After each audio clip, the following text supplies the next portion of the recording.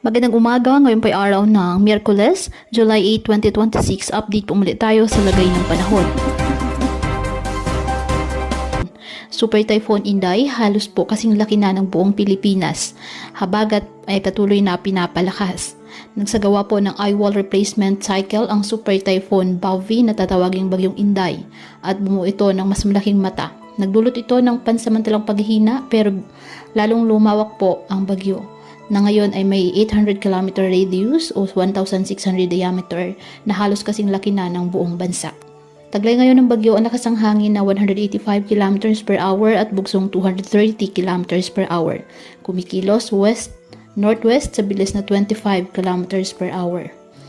Posibleng itaas ang tropical cyclone wind signal number 1 sa ilang bahagi ng northern o eastern northern Luzon.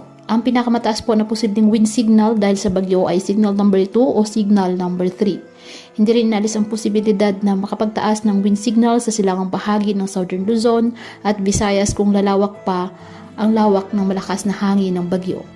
Bagamat wala pa rin po tayo inaasahang direktang landfalls sa ating bansa, patuloy naman itong palakasin ang habagat at magdulot po ng malawakang pag-ulan sa ating bansa.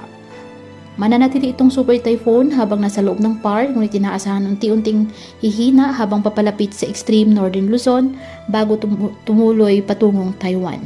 Dahil po sa pinalakas na habagat at epekto nitong super typhoon Inday, inaasahan ang malawakang pag-ulan sa kanluran at hilagang bahagi ng bansa, kabilang ang Metro Manila, Ilocos Region, Central Luzon, Calabarzon, Mimaropa, Western Visayas, Negros Island Region, Zamboanga Peninsula at BRMM. Posible ang mga pagbaha at pagguho ng lupa lalo na sa mga mababang lugar.